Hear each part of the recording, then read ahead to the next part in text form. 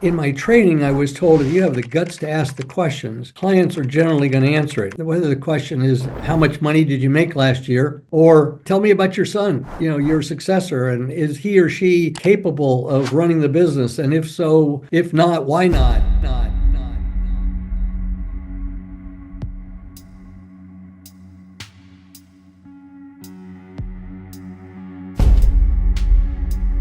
I joined the Fidelity Mutual Life Insurance Company in 1982 through FM Financial, and our focus was exclusively family-owned businesses addressing their estate planning, their pension plans, their investments, and life insurance. These were all important, obviously, aspects of what we later looked at as being succession planning, but they're all transactional in nature, and they were not focused at all on the people side of the business. And prospective clients, we'd get with and we'd ask them what's their situation, and they'd say, well, yeah, I've got everything handled. And what they really meant was they've got a will, a trust, maybe a buy-sell agreement, possibly some life insurance, and they thought they were in good shape. And again, all of those are very important, but they weren't dealing with, do they have a successor who's ready to go on day one? If not, do they have a way to train that successor? What about their management team? Is that management team going to retire when the boss does? And so there's no new management team that's being put together and integrated around the successor. Was there an exit strategy for the boss? And in most cases, the answer is I hadn't dealt with any of that stuff. So as we looked at these client issues, it became clear that the transactional part of the business was incomplete. We weren't dealing with family issues. We weren't dealing with management issues. We weren't dealing with strategic planning, just to name a few. I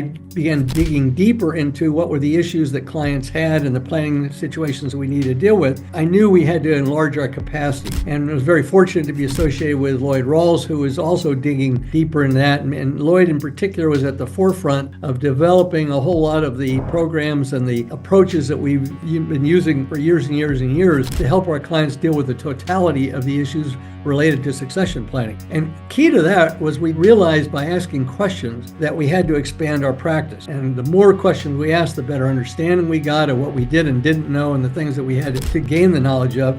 This led also to the development of the International Succession Planning Association, which basically has been set up to train advisors so that you can enlarge your practice and be in a position to proactively address succession issues. So that's kind of how I got from where I started totality of the succession planning practice that we're utilizing today. I always believed that I needed to deal with what were the heartburn issues, the real concerns of clients, that I needed to get to where they were, what were they really wrestling with, and it was probably a lot bigger than just paying taxes. In my training, I was told if you have the guts to ask the questions, clients are generally going to answer it. Whether the question is, how much money did you make last year? Or tell me about your son, your successor, and is he or she capable of running the business? If not, why not? And how does your spouse feel about this whole thing? And, some of these things that most advisors, stayed far away from that. The one thing I knew I didn't want to be was just a salesman. I did not want to be seen as a life insurance salesman or investment salesman or whatever. I wanted